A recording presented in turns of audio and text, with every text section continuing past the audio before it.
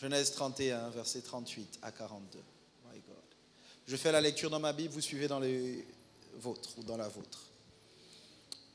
Voilà 20 ans que j'ai passé chez toi. Tes brebis et tes chèvres n'ont point avorté. Et je n'ai point mangé les béliers de ton troupeau. Je ne t'ai point rapporté de bêtes déchirées, j'en ai payé le dommage. Tu me redemandais ce qu'on me volait de jour et ce qu'on me volait de nuit. La chaleur me dévorait pendant le jour et le froid pendant la nuit, et le sommeil fuyait de mes yeux. Voilà 20 ans que j'ai passé dans ta maison. Je t'ai servi 14 ans pour tes 2 filles et 6 ans pour ton troupeau. Et tu as changé 10 fois mon salaire. Si je n'eusse pas eu pour moi le Dieu de mon père, le Dieu d'Abraham, celui que craint Isaac, tu m'aurais maintenant renvoyé à vide. Dieu a vu ma souffrance et le travail de mes mains. Et hier, il a prononcé son jugement. Que Dieu bénisse sa parole. Nous poursuivons aujourd'hui ce que nous avons commencé jeudi dernier à notre culte d'enseignement. Nous parlons des mystères de la paternité.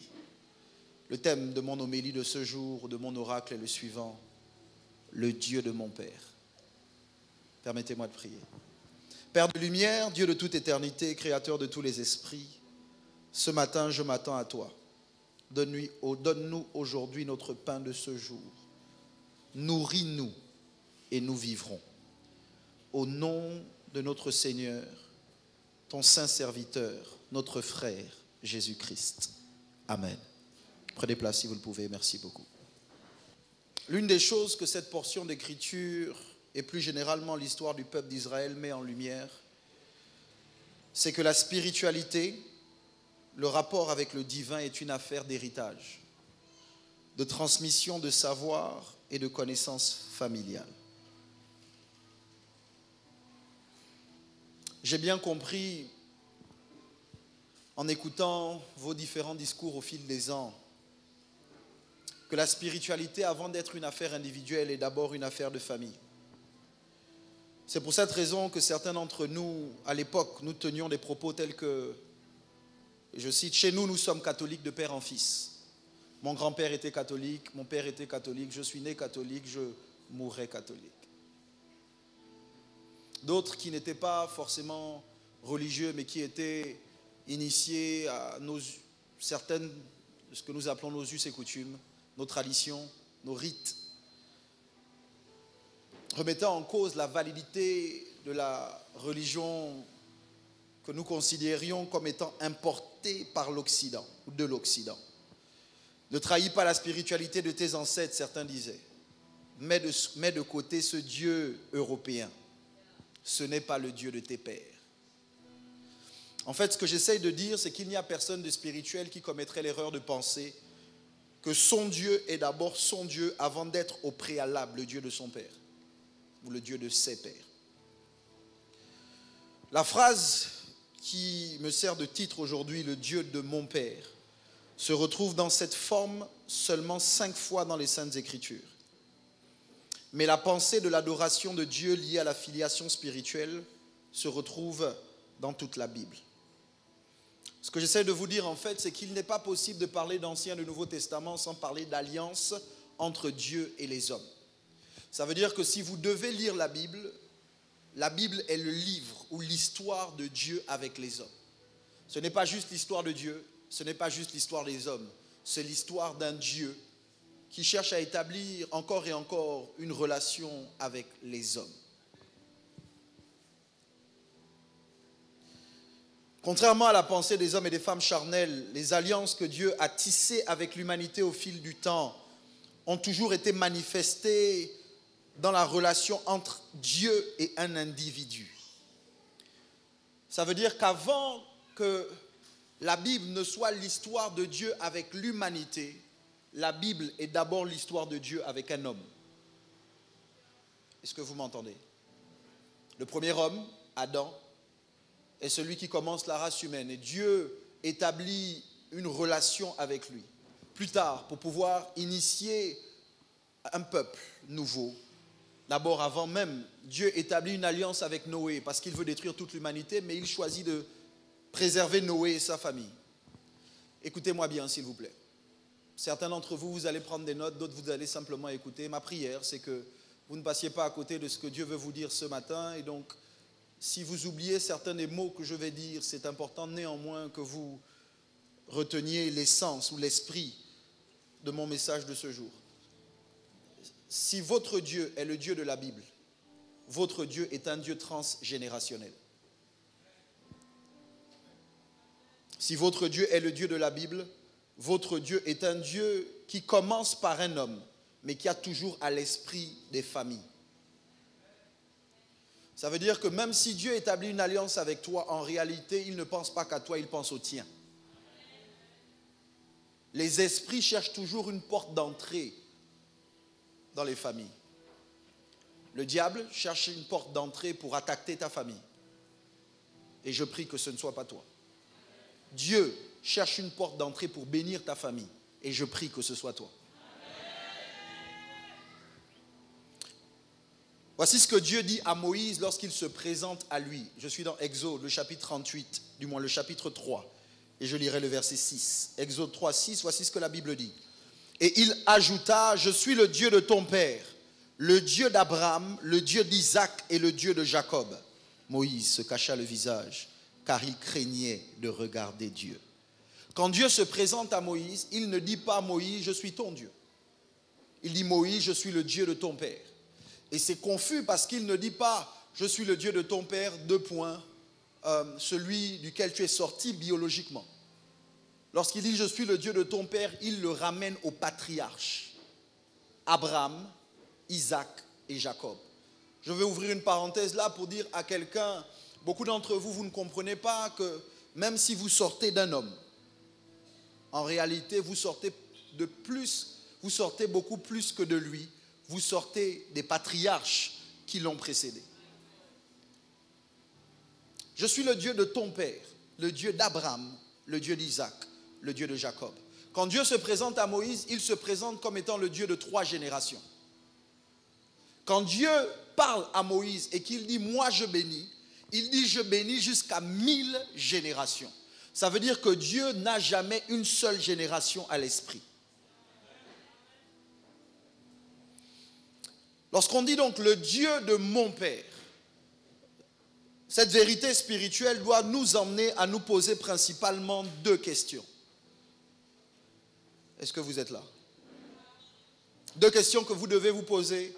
Vous allez les écrire et certainement continuer à vous les poser après ce culte. La première, si on dit le Dieu de mon Père, la première question que tu dois te poser, c'est qui est ton Père? Qui est mon Père? La deuxième question que tu dois te poser, c'est qui est son Dieu? Je vais redire ça. La première question que tu dois te poser, c'est qui est mon Père? La deuxième question que tu dois te poser, c'est qui est son Dieu? Qui est mon Père? Cette question renvoie à 2 interrogations. Quand je dis qui est mon Père ou quand je demande qui est ton Père, la question que je pose premièrement, c'est quelle est son identité? La révérende Jeanne Koutana, au culte d'enseignement jeudi dernier, a posé un fondement majeur sur cette question. Écoutez, je plains certains d'entre vous qui considéraient que le jeudi est facultatif ou le culte d'enseignement est facultatif. Je ne parle pas des gens qui sont occupés par leur occupation professionnelle et qui terminent beaucoup plus tard que le début du culte et qui, à cause des embouteillages, n'arrivent pas à venir à l'heure. Je parle des gens qui finissent à 15h, 15h30 le travail et qui se disent « je suis trop fatigué pour aller au culte le jeudi » parce qu'ils se disent de toutes les façons « j'y étais déjà dimanche et j'y serai encore dimanche ». Il y a des vérités qu'on ne peut pas aborder le dimanche parce que le temps qui nous est imparti est trop court. Ce qu'on commence à vous dire dimanche, on l'approfondit au culte d'enseignement. Si le dimanche on prêche, le jeudi on enseigne. La différence entre la prédication et l'enseignement est la suivante. La prédication provoque des impressions, laisse des marques dans votre âme ou dans votre esprit. L'enseignement, c'est la transmission de savoir, de connaissances. Et vous ne pouvez pas grandir sans transmission de savoir. Bref, je dis, parmi les choses qu'elle a dites, elle a dit ceci. Je paraphrase. La question de paternité, qu'elle soit naturelle ou spirituelle, n'est pas aussi simple que ce que l'on pense.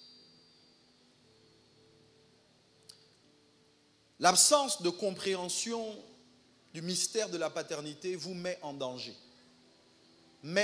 votre destinée. Laissez-moi vous dire ça autrement. Quand votre relation avec votre père biologique a été difficile ou inexistante, écoutez-moi bien, ça affecte inexorablement votre rapport avec le Père céleste et avec votre Père spirituel. Pourquoi? Si vous n'avez pas vécu avec votre Père, vous avez développé des automatismes. Vous avez développé une faculté à ne pas avoir besoin d'une autorité. Vous savez ce que c'est que de ne compter que sur vous-même. Vous aurez donc du mal à compter sur Dieu. 2 Chroniques 20 dit, confiez-vous en l'Éternel votre Dieu et vous serez affermis. Ça veut dire que si tu ne te confies pas en Dieu, tu ne peux pas être ferme. La confiance en Dieu rend stable. La confiance en Dieu te permet de ne pas être ballotté à tout vent, pas juste de doctrine, mais d'émotion. Mais le verset ne s'arrête pas là. La suite de 2 Chroniques 20, c'est confiez-vous en ses serviteurs, les prophètes, et vous réussirez. Ça veut dire que si la confiance en Dieu affermit, la confiance en ses serviteurs provoque le succès. Est-ce que je peux vous déranger ce matin?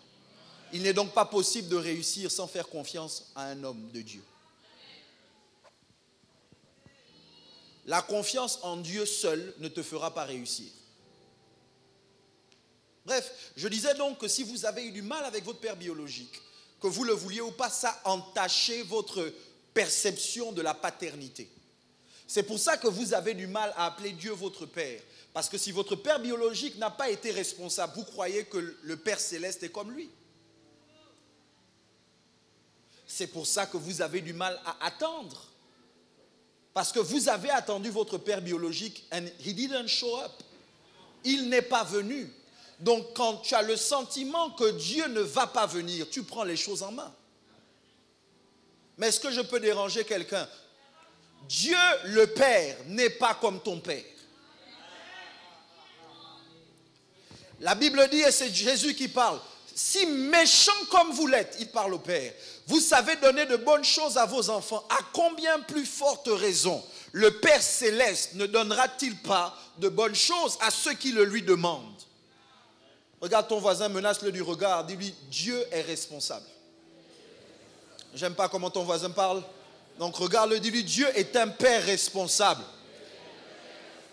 Cherche quelqu'un d'autre qui est d'accord que tu le déranges ce matin. Dis-lui, Dieu est un Père responsable.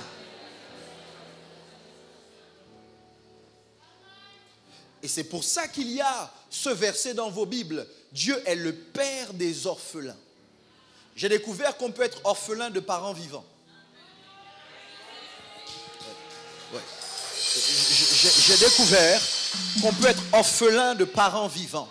Ils sont vivants, mais ils ne sont pas présents. Tu vis comme un orphelin.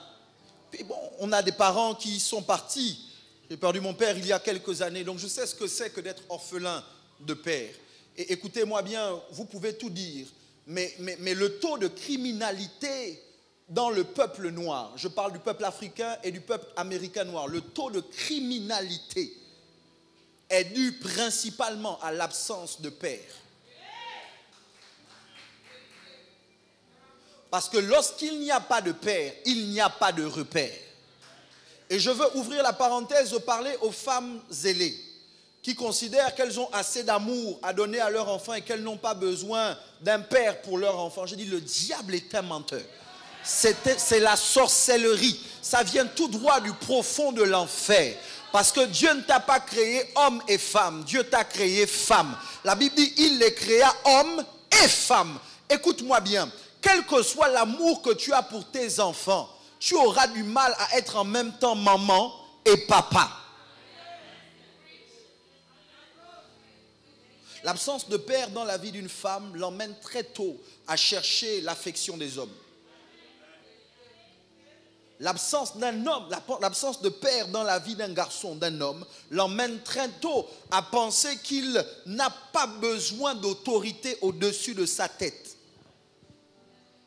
Et très souvent, un orphelin produit des orphelins.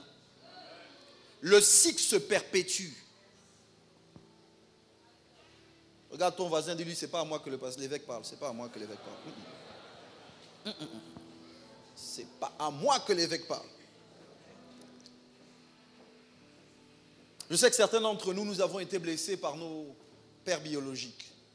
Soit par leur absence, parce qu'ils n'ont jamais été présents, soit parce que la mort les a arrachés trop tôt, ou soit parce qu'ils ont été abusifs.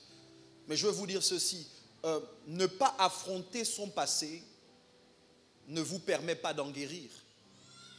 Si vous devez guérir des blessures du passé, vous devez y faire face. Fuir son passé, ce n'est pas guérir de son passé. Je vais lire ce que j'ai écrit dans mes notes. On ne guérit pas de son passé en l'ignorant. On ne combat pas son passé, on le traite. La politique de l'autruche ne marche pas. Et c'est encore plus vrai lorsqu'il s'agit de son destin.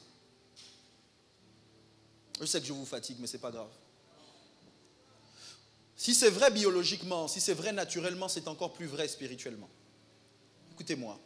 Vous devez comprendre qu'il n'y a rien de visible qui ne vienne de l'invisible. Ça veut dire que si Dieu a établi des principes pour dire que biologiquement tu as besoin d'un père, spirituellement tu as besoin d'un père.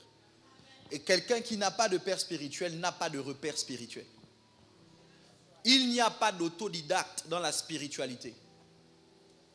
Tu ne peux pas toi-même être ton propre chef spirituellement. Tu ne peux pas être ton propre guide. Et je veux dire que lorsqu'on vous parle de père spirituel, nous ne sommes pas en train de dire qu'il y a un homme qui est le père de votre esprit. On est en train de dire qu'il y a un homme qui est garant de votre destinée sur la terre. Un homme qui doit vous aider à ne pas sortir du chemin que Dieu a tracé pour vous. Un homme qui doit vous guider. Dites pousse et je pousse. Je peux descendre pour dire ça. Je vais descendre pour dire ça. Vous connaissez Jésus? Celui qu'on appelle le Messie. Le sauveur de l'humanité. Est-ce que vous savez que Jésus n'est pas le fils biologique de Joseph? Jésus est la somme d'une rencontre entre la parole de Dieu et la foi d'une jeune fille vierge. Je vais vous aider. Vous, dans votre sang, vous avez le sang de votre père et de votre mère. C'est pour ça que vous avez le nez que vous avez. C'est pour ça que vous avez la tête que vous avez, les yeux que vous avez, le charme que vous avez, la classe que vous avez. Okay? Souvent on dit que le fruit ne tombe pas loin de l'arbre, mais en réalité, il y a des traits sur toi, que tu le veuilles ou pas, tu ressembles ou tu as les gènes de ton père et de ta mère. Scientifiquement, vous êtes d'accord? Okay. Ça veut dire que dans votre sang, il y a des instructions qui proviennent de votre père et de votre mère, de leurs familles respectives. Dans ton sang, il y a des bénédictions, mais dans ton sang, il y a des malédictions. Dans ton sang, il y a des choses qui facilitent certains talents, mais en même temps, dans ton sang, il y a des restrictions. C'est pour ça que vous allez remarquer que certaines familles ont un plafond au-dessus de leur tête. Personne ne sort la tête de l'eau. Et puis vous allez remarquer d'autres familles, c'est comme si tout le monde réussissait dans la famille. Attendez, je pousse. Vous savez que ce n'est pas pareil d'être né d'un père et d'une mère croyantes, en alliance avec Dieu, et puis d'être né d'un sorcier. Vous savez que ce n'est pas pareil? D'accord. Je vais pousser. Donc, si dans ton sang, c'est ce qui est, Jésus, lui, dans son sang, il n'y avait que le sang de sa mère. Parce qu'il n'était pas l'enfant biologique de Joseph. Ok. Jésus est le fils de Dieu et le fils de Marie. Sauf que, pour devenir le Messie, Jésus doit devenir le fils de David. Bartimée dit, Jésus, fils de David, aie pitié de moi. Je vais vous aider. Jésus ne pouvait pas devenir le fils de David sans devenir le fils de Joseph. Sauf qu'il ne l'est pas devenu par le sang. Il l'est devenu par adoption. Écoutez-moi. Ça veut dire que quoi qu'étant 100% Dieu et 100% homme, Jésus ne pouvait pas s'asseoir sur le trône de David s'il n'était pas adopté par un homme, quoi qu'étant le Fils de Dieu. Si Jésus, Fils de Dieu, pour vivre son destin sur la terre, a eu besoin d'une adoption spirituelle, qu'est-ce qui te fait croire que toi, tu n'en as pas besoin? My God, vous ne m'entendez pas. Ça veut dire que si c'est juste ton sang, il y a des limites. Mais pour que ton destin s'accomplisse, Dieu te connecte à un homme dont la lignée, oh my God, porte ce que tu dois devenir.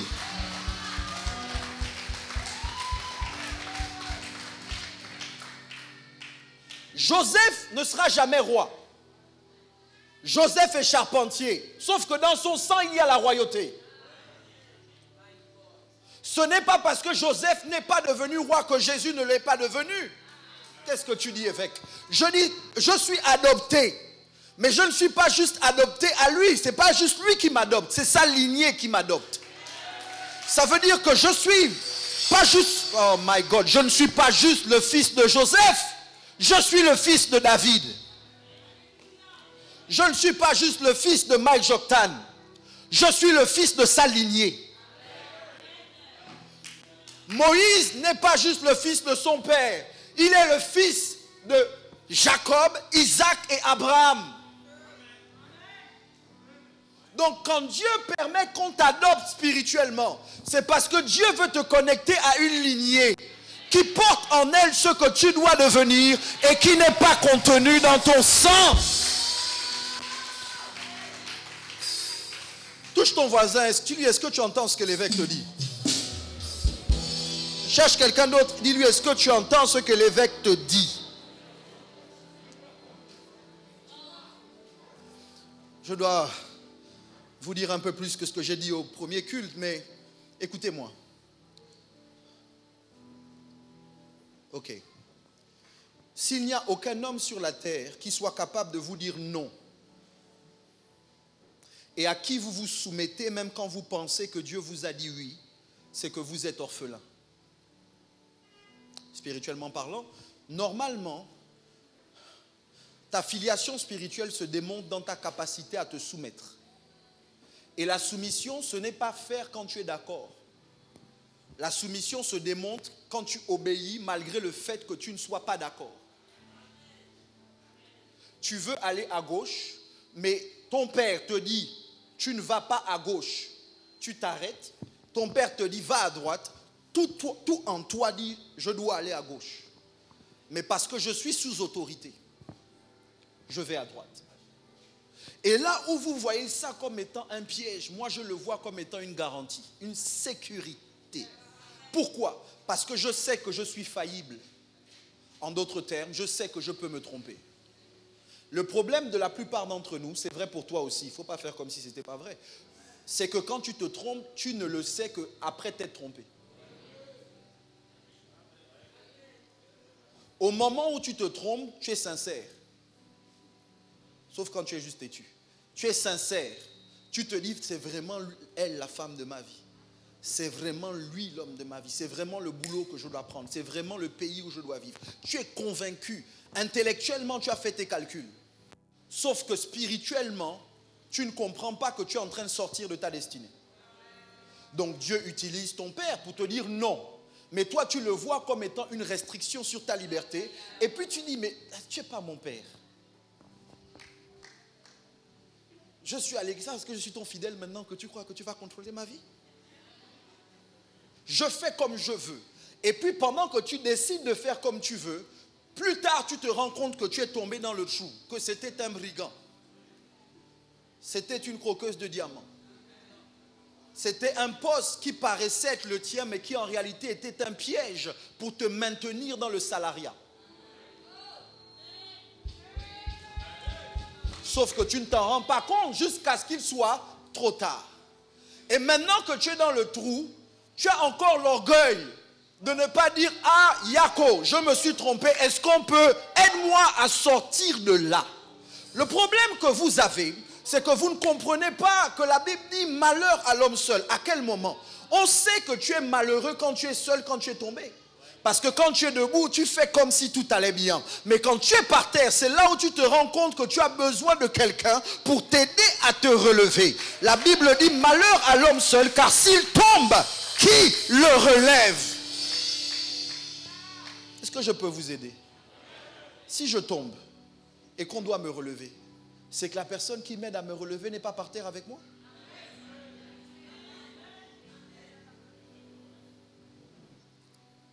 Première question donc, qui est ton père? Qui est ton père?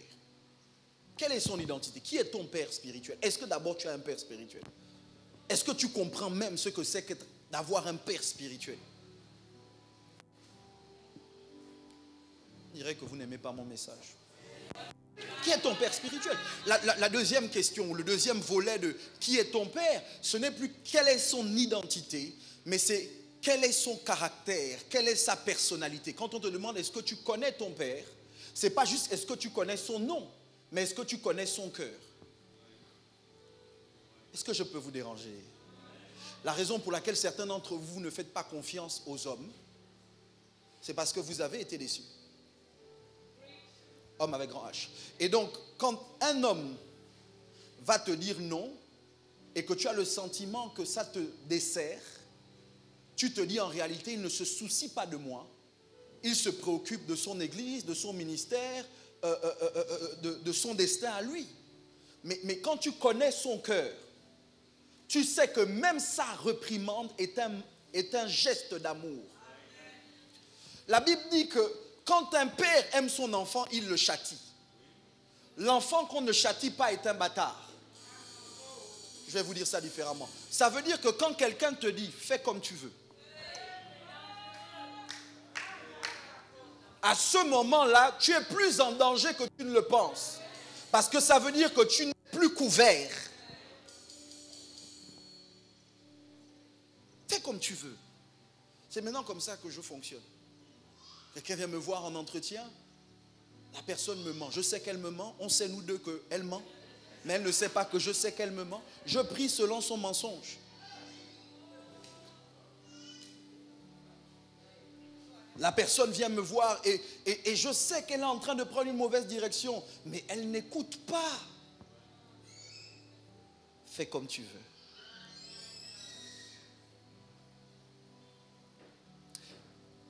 Le problème que j'ai avec le texte, la révérende Jeanne a raconté l'histoire de Jacob, j'en reparle parce que c'est mon personnage principal ce matin, mais voici ce qui se passe. Jacob doit être béni par son père. Quand vous ne connaissez pas qui est votre père, du moins quand vous ne connaissez pas son cœur, quand vous ne connaissez pas son caractère, quand vous ne connaissez pas sa personnalité, vous avez du mal à vous positionner correctement pour qu'il vous bénisse. Écoutez-moi, Jacob, depuis le ventre de sa mère, Dieu prophétise, Dieu parle à Rebecca et Dieu dit à Rebecca, le plus petit, le plus grand sera assujetti au plus petit. Vous me suivez? Ça veut dire que Dieu avait déjà déterminé que Jacob serait le chef d'Ésaü. Sauf que malgré le fait que Dieu l'ait dit, il fallait que Isaac le dise. Donc Isaac décide d'appeler son fils aîné, son premier-né, pour le bénir. Écoutez-moi bien. Isaac dit à Ésaü, Ésaü, fais-moi un mets succulent comme j'aime, afin que mon âme te bénisse. Ça veut dire que pour que le père bénisse Ésaü, Ésaü devait lui préparer ce qu'il aime. Et la vérité, c'est que comme Ésaü était proche de son père, Ésaü savait ce que son père aimait. Écoutez, pour que Jacob reçoive la bénédiction de la bouche d'Isaac, c'est grâce à Rebecca qu'il va se positionner. Parce que Jacob lui-même ne savait pas quel était le mets que son père aimait. C'est Rebecca qui va faire le repas que Isaac va manger. C'est Rebecca qui va dire à Jacob, va prendre un chevreau, on mettra ses poils sur toi. C'est Rebecca qui va dire à Jacob, porte les vêtements d'Ésaü. C'est Rebecca qui met Jacob devant Isaac. En réalité, Jacob n'est que le récipiendaire de la bénédiction, mais il n'a rien fait pour la mériter. Pourquoi? Parce qu'il ne connaît pas son père. Quand Ésaü revient, Ésaü ne dit pas à maman Rebecca, aide-moi à faire le pas que papa aime. Pourquoi? Parce que Ésaü connaît son père. Beaucoup d'entre vous, si vous savez qui est votre père, vous ne le connaissez quand même pas. Parce que vous ne savez pas comment le provoquer pour qu'il parle.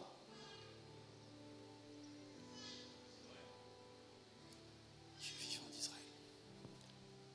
La brasite les mata. Viens. Brakite les boha.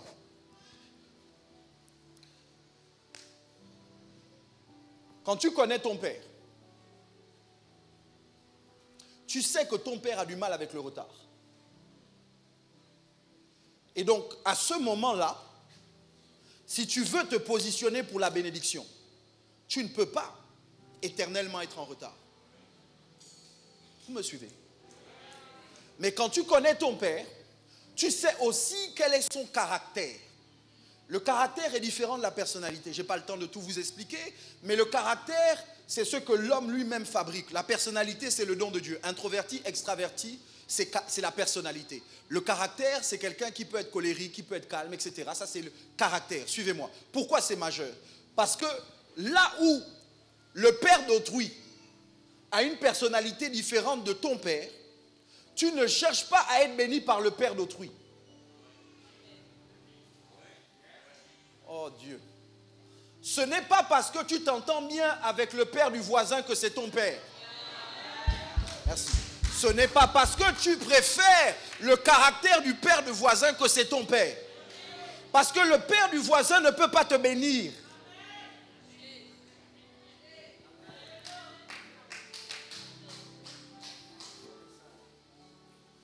Qui ici va léguer son héritage à l'enfant du voisin? Lève la main. On va prier pour toi.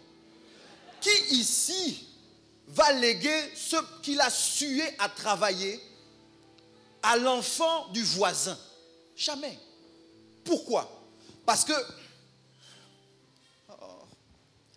quand tu travailles sur l'héritage, par exemple, tu bâtis un système, tu bâtis un empire, tu bâtis une entreprise, tu bâtis une multinationale. Écoutez-moi bien, c'est important ce que j'essaie de vous dire.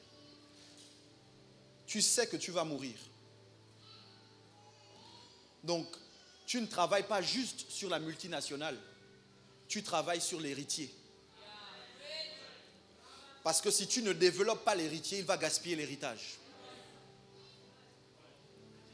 Oh Dieu. Tu travailles davantage sur l'héritier que sur l'héritage. Parce qu'au final, c'est l'héritier ton héritage.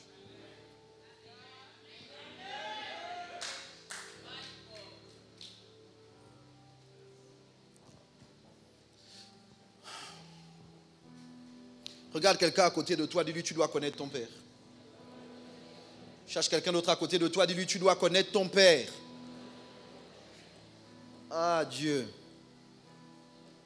Je veux passer maintenant à la deuxième partie, la deuxième question liée au vocable Dieu de mon père. Je vous ai dit premièrement, c'est qui est ton père. La deuxième question que vous devez vous poser, c'est qui est son Dieu. Je vais atterrir dans quelques minutes, que Dieu m'aide. C'est qui est son Dieu. J'ai trop de choses à dire, mais je vais courir. Écoutez-moi, 1 Samuel 3,7, la Bible dit ceci. Samuel ne connaissait pas encore l'Éternel et la parole de l'Éternel ne lui avait pas encore été révélée. 1 Samuel 3,7, vous allez vous rendre compte que Samuel servait Dieu sans le connaître. Ce n'est pas parce que tu es au service dans l'église que tu connais Dieu. Ce n'est même pas parce que tu chantes que tu connais Dieu. Ce n'est même pas parce que tu prêches que tu connais Dieu. La connaissance de Dieu n'est pas liée dans ce que tu fais. La connaissance de Dieu est liée à ce que tu vis.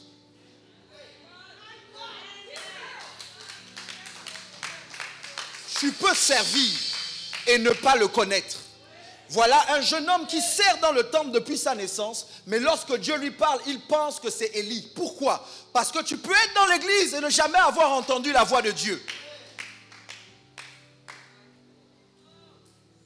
Il y a un autre texte, je n'ai pas le temps d'y aller, mais la Bible dit que l'apôtre Paul se retrouve à Athènes. il voit une statue, c'est écrit à un Dieu inconnu. L'apôtre Paul dit, le Dieu que vous adorez sans le connaître, c'est celui-là que je vous annonce. Attendez, Jésus parle à la femme samaritaine et il leur dit, vous les Samaritains, vous ne connaissez pas ce que vous adorez. Il dit, vous adorez ce que vous ne connaissez pas. Et il pousse, il dit, pourquoi? Parce que le salut vient des Juifs. Nous adorons ce que nous connaissons. Tu lèves tes mains, tu pleures. Parfois, ce n'est pas Dieu. C'est la mélodie qui te fait pleurer. Le chant là, tu l'as écouté en 95. Quand tu l'as écouté en 95, c'était le début de ta conversion. Tu ne pleures pas parce que tu sens Dieu. Tu pleures parce que le chant te ramène en 95. Il faut qu'on arrête de se mentir. Tu lèves les mains parce que tu sais qu'à l'église, il faut lever les mains. Tu es en train d'acclamer parce que tu sais qu'il faut acclamer. Tu donnes l'offrande parce que tu as vu d'autres le faire. En réalité, ta vie spirituelle peut être basée sur le fait de copier ou d'imiter ce que tu as vu d'autres faire.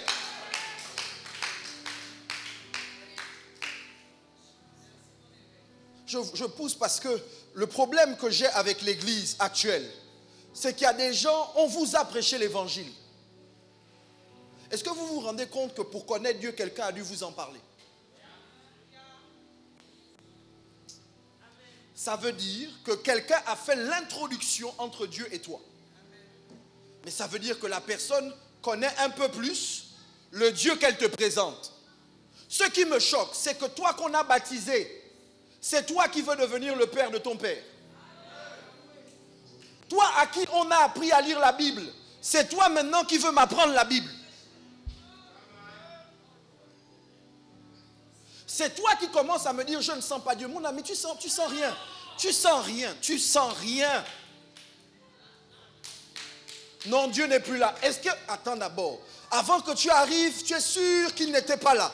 Et tu penses que c'est parce que toi, tu ne le sens pas qu'il n'est pas là. Regarde quelqu'un à côté de toi, dis-lui arrête ça. Non, faut le menacer un peu. Dis-lui arrête ça.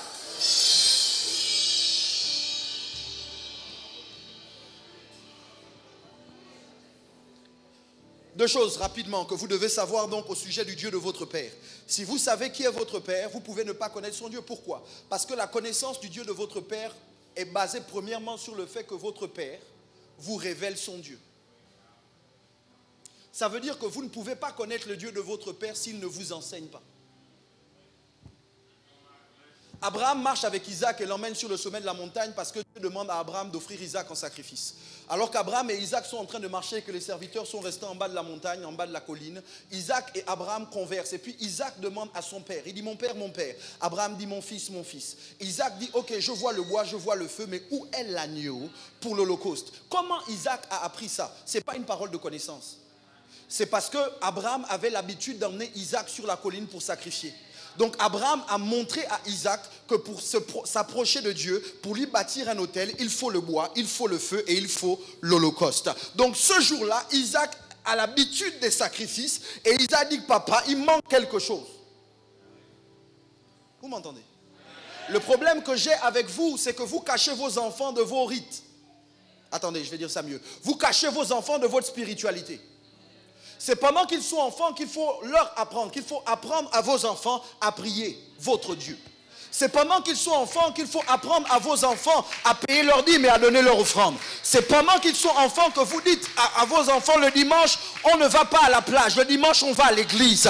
C'est pendant qu'ils sont enfants que vous inculquez à vos enfants le fait que le dimanche c'est le jour du Seigneur. Je ne dis pas que j'ai un problème avec la plage, mais j'ai un problème avec la carnalité. J'ai un problème avec des gens qui pensent que venir à l'église c'est juste passer du temps comme ça. Je vous garantis qu'un culte peut sauver votre vie. Un culte peut changer votre destinée. Une réunion.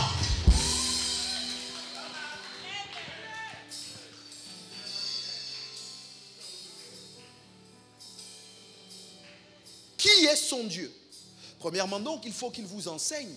Et l'évêque général ne cesse de le faire pour nous. L'évêque général nous parle régulièrement des principes spirituels qu'il connaît de son Dieu. Moi, j'ai arrêté d'être réfractaire aux choses de Dieu que je ne comprends pas. Écoutez, je vais vous choquer. Je vais vous choquer. Jésus arrive devant ses disciples. Jésus sait qu'il va mourir et qu'on va le livrer, qu'on va le crucifier. Donnez-moi quelques minutes. Jésus dit à tous ses disciples, d'abord il se déshabille. Il prend une serviette, il la met autour des reins. Il prend une bassine et il commence à laver les pieds des disciples. Pierre, son disciple le plus proche, l'un de ses disciples le plus proche, parce que Jean dit qu'il est le disciple, mais Pierre se fâche. Oh, maître, jamais tu ne me laveras les pieds. Parce que Pierre comprend que normalement, c'est le plus petit qui nettoie les pieds du plus grand. Sauf que Jésus essaie d'instruire, d'inculquer à Pierre un autre principe. Le principe que Jésus essaie d'inculquer à Pierre, c'est que le plus grand sert le plus grand nombre. Et que si tu veux être le plus grand, tu dois être le plus petit. Sauf que Pierre a l'habitude des principes humains, pas des principes divins. Et donc Pierre fait ce que vous faites. Pierre est sincère. Et Pierre dit non, jamais tu ne me laveras les pieds. Seigneur, tu es mon maître. Écoutez ce que Jésus dit à Pierre. Il dit ce que je fais maintenant, tu ne le comprends pas. Tu le comprendras plus tard. Ça veut dire qu'il y a de la place dans la spiritualité pour le fait d'obéir sans comprendre.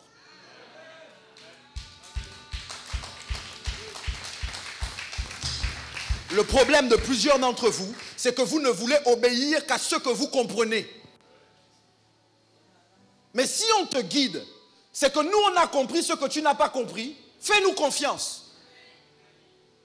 Et maintenant Pierre zélé, parce que Jésus fait une déclaration forte. Jésus dit, si je ne te lave pas les pieds, tu n'auras pas de part avec moi. Pierre dit, oh, arrête, je blaguais.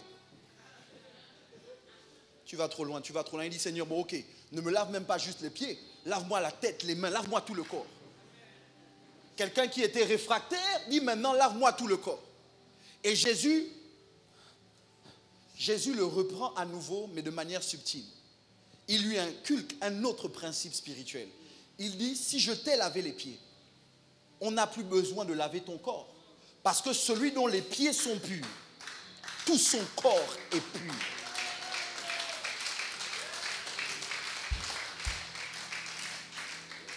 J'atterris. Qui est son Dieu? La deuxième chose que vous devez connaître au sujet du Dieu de votre Père, pour le connaître, suivez-moi, c'est que vous ne pourrez pas connaître le Dieu de votre Père si vous n'observez pas comment Dieu le traite. Ça veut dire quoi? Ça veut dire que pour connaître le Dieu de votre Père, vous devez être si proche de votre Père que vous voyez comment son Dieu le traite.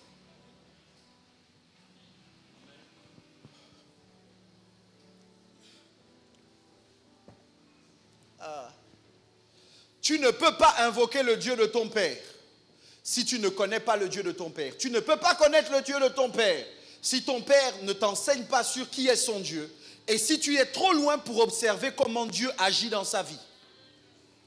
Je vais atterrir.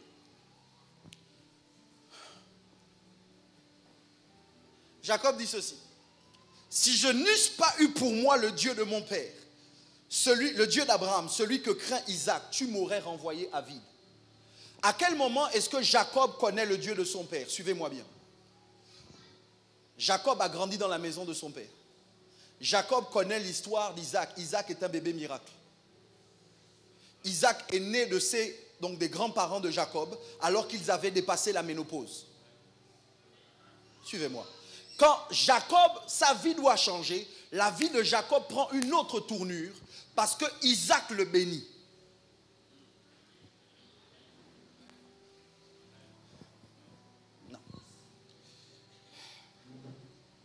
Jacob fuit Ésaü. Jacob est allongé. Je vais quelque part. Bientôt ça va être. Je vais terminer. Mais Jacob est allongé. Il pose sa tête sur une pierre. Pendant qu'il a la tête posée sur la pierre, la Bible dit qu'il a un songe, une vision. Et il voit une échelle dont le sommet touche le ciel. Les anges montent et descendent. Jacob se réveille et il dit, waouh, je ne savais pas que Dieu était là. Que ce lieu est redoutable. C'est la maison de Dieu. Ça s'appelle Bethel. Vous me suivez? Sauf que ce que vous ne savez peut-être pas, c'est que le lieu où Jacob pose sa tête, la pierre là, c'est le reste d'un autel qu'Abraham a fait avec Dieu. Là, c'est là où Abraham a versé l'huile et a parlé à son Dieu. Donc, le songe que Jacob a, il l'a sur les restes de l'autel de son père. Vous allez m'entendre. Ça veut dire qu'en réalité, ce qui ouvre l'esprit de Jacob, c'est l'alliance qu'Abraham a a faites avec Dieu. Vous ne m'entendez pas. Le problème d'entre vous, c'est que vous cherchez à voir, mais vous cherchez à voir sur vos propres efforts. Moi, j'ai compris qu'en me connectant à l'autel de mon Père, même si je ne vois pas de moi-même, je verrai par l'autel. Oh, non. Même si mes yeux ne s'ouvrent pas parce que Dieu voulait me montrer, mais parce que je suis connecté à l'autel de mon Père, à ce moment, mes yeux doivent s'ouvrir et je dois voir. Donc Dieu parle à Jacob. Et maintenant, Jacob sait que ce n'est pas son Dieu. Je n'ai pas le temps d'aller au verset. Jacob sait que ce n'est pas son Dieu. Jacob dit à Dieu ceci. Il dit, hey, si tu me gardes, là je pars avide, mais si tu me ramènes sans être avide. Si quand je reviens, parce que là je pars avec un bâton, mais si quand je reviens tu me gardes, tu me bénis, tu m'élèves, tu fais, il dit, tu seras mon Dieu et je te paierai la dîme de tout. Donc ça veut dire qu'au moment où il tisse l'alliance, ce n'est pas son Dieu, c'est le Dieu de son Père. Mais il dit au Dieu de son Père que si tu fais ça dans ma vie, tu deviendras mon Dieu. Aïe. Donc quand Laban ne sait pas avec qui il traite, Laban pense qu'il traite simplement avec Jacob. Et Jacob de lui-même est un voleur. Jacob de lui-même est un tripatouilleur.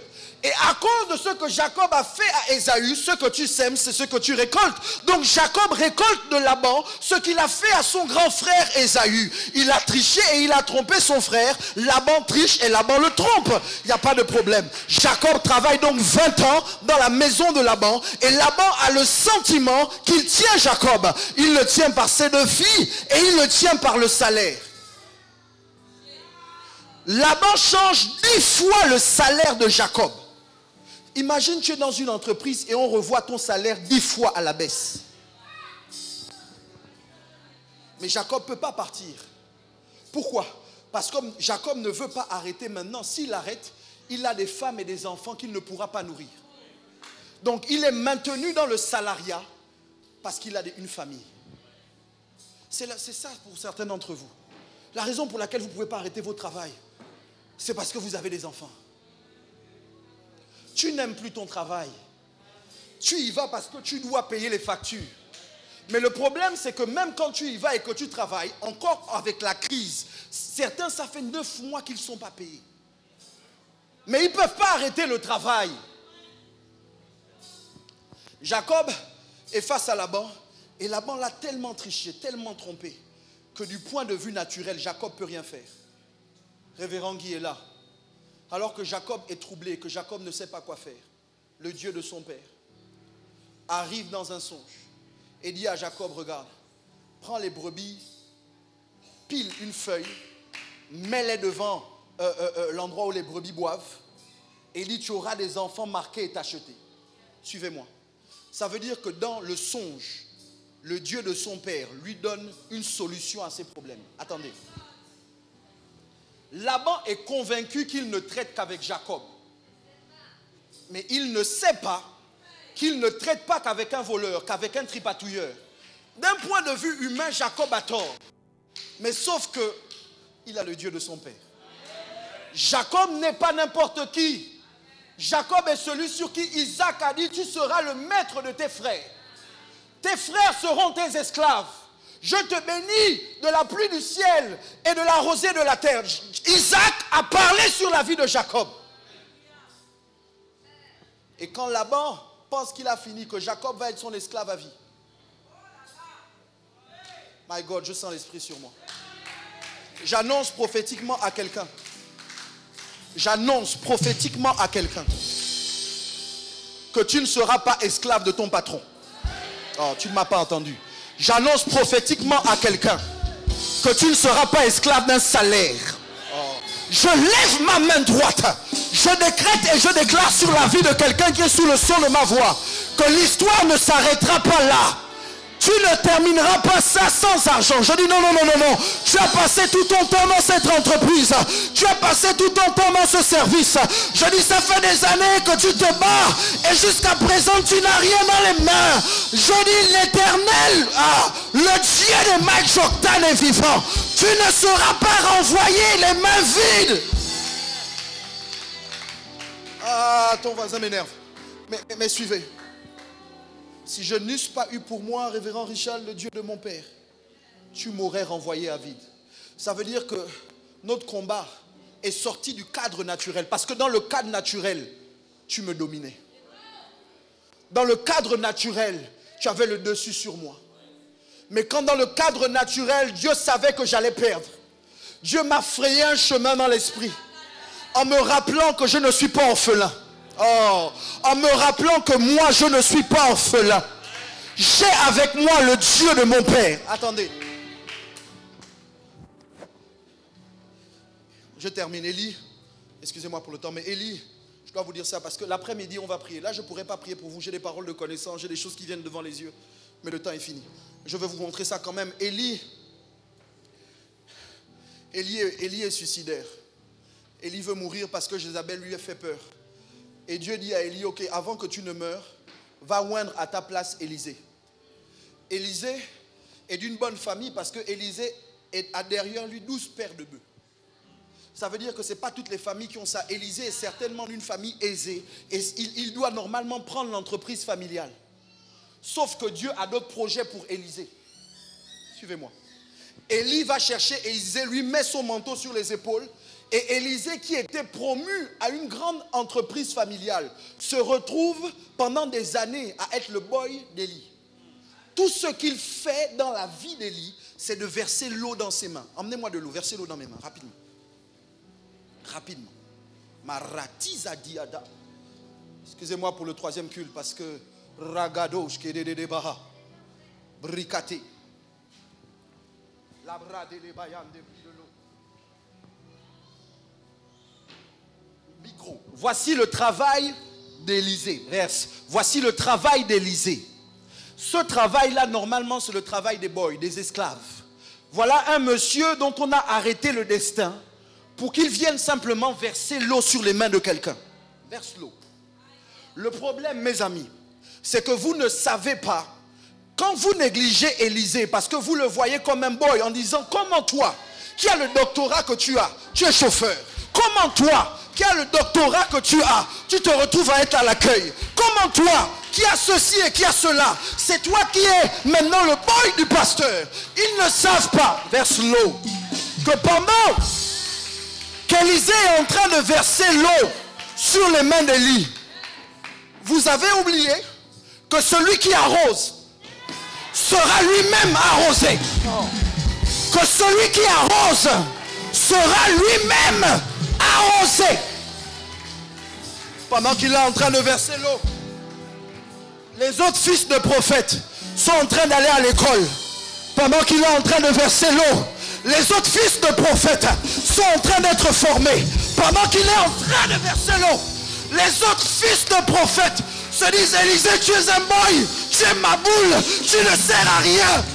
Mais la vérité, les amis, c'est que le jour où le manteau doit tomber sur quelqu'un, le manteau ne va pas tomber sur les gens qui sont allés à l'école. Le manteau va tomber sur celui qui a versé l'eau sur les mains d'Élie. Aïe. La brassette de Baya.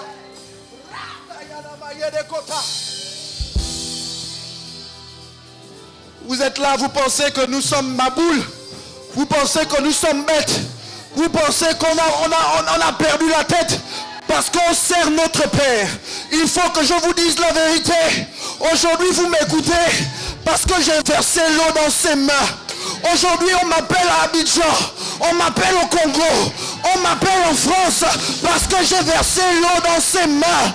Je suis en train de dire à quelqu'un sous le son de ma voix, ne négligez pas votre service dans la vie de votre Père.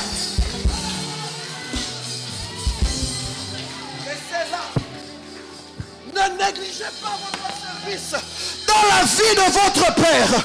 Vous ne savez pas ce qui se passe. Vous ne savez pas qu'est-ce que vous êtes en train de déposer dans votre banque spirituelle.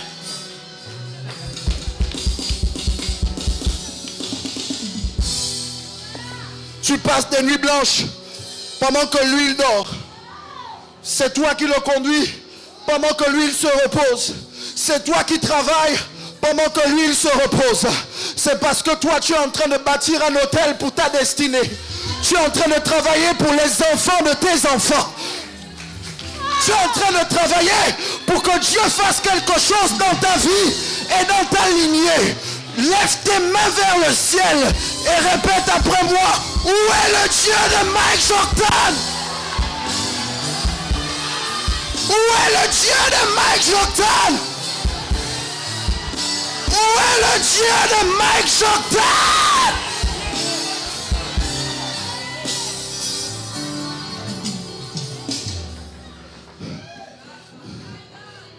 Élisée se retrouve devant le Jourdain avec le manteau d'Élie. Élisée ne dit pas où est mon Dieu.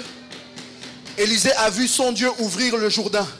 Non, Élisée a vu le Dieu de son père ouvrir le Jourdain. Élisée prend le manteau d'Élie et il dit, où est le Dieu d'Élie? Écoutez-moi bien. Je vous donne un secret. J'espère que vous allez le prendre.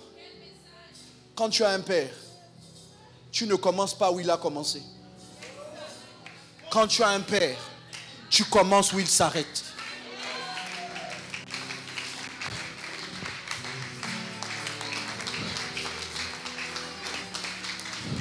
Pour ouvrir le Jourdain avec son manteau, Élie a fait des sacrifices. Pour ouvrir le Jourdain avec son manteau, Élie a connu la mort. Pour ouvrir le Jourdain avec son manteau, Élie a été persécuté. Mais là où Élie a payé le prix pour que le manteau frappe le Jourdain et s'ouvre, Élisée n'a pas eu besoin de payer le même prix. Tout ce qu'Élisée a eu besoin de faire, c'est de ramasser le manteau et de dire, où est le Dieu d'Élie?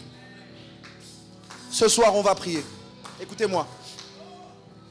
Certains d'entre vous, vous ne connaissez pas le Père qu'on a. Je sais que certains d'entre vous êtes des fils et des filles que Dieu m'a donnés, mais vous devez comprendre que si je suis Jacob, il est Abraham. Vous ne pouvez pas être mes fils et mes filles si vous n'êtes pas ses fils et ses filles. Parce qu'il y a un seul père à CRN, c'est d'abord lui. Ce n'est pas moi, je ne suis pas le père de CRN. C'est lui. Et donc, normalement, tout le monde ici est fils de Mike Jordan. Sauf si tu es un bâtard. Sauf si tu n'es pas l'enfant de la maison. Mais suivez-moi bien. Suivez-moi bien. Cet après-midi, on va prier pourquoi? On va prier parce qu'il y a des situations que vous et moi on rencontre où notre foi n'est pas suffisante.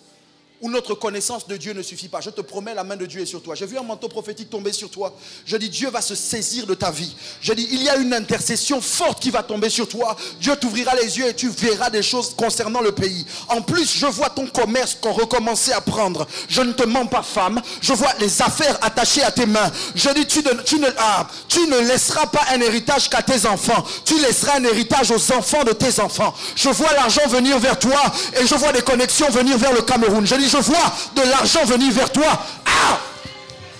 Cet après-midi à montagne de prière, on va se mettre devant nos problèmes et on va prendre le manteau de notre Père et on va frapper le Jourdain. Pourquoi? Parce que, écoutez-moi, contrairement à vous, moi je le connais. Quand il était enfant, Dieu l'a guéri d'une maladie incurable. Ça veut dire que si le Dieu de mon père l'a guéri, le Dieu de mon père doit me guérir. Il avait 14 ans quand Dieu l'a appelé à le servir. J'avais 14 ans quand Dieu m'a appelé à le servir. Dieu l'a rencontré et Dieu lui a dit, pense grand. Je n'ai pas besoin que Dieu me le dise à moi. Il le l'a dit à lui. Je récupère la parole et je dis, cette parole est à moi. L'évêque général a dit plusieurs fois dans cette maison que Dieu lui a dit, l'or et l'argent ne seront pas un problème pour toi. Si je suis son fils, où est le Dieu de mon père? Alors que j'ai des problèmes financiers et que mon père, même quand il a les problèmes financiers, l'argent vient. Où est le Dieu de mon père? Voilà un monsieur, on l'a amené au tribunal. Son propre avocat lui a dit, évêque, on ne peut plus rien pour toi. Même Dieu ne peut rien pour toi. Tu iras en prison aujourd'hui. La même journée, son Dieu a renversé la situation. Ça veut dire quoi? Ça veut dire que si je suis le fils de mon père, on m'accuse, on veut me mettre en prison. J'ai dit, mon père n'est pas allé en prison, je n'irai pas en prison. Face aux injustices judiciaires, et ils croient que je m'attaque à eux d'un point de vue naturel. Non, je ne suis pas simple. Je suis en alliance avec le Dieu de mon père.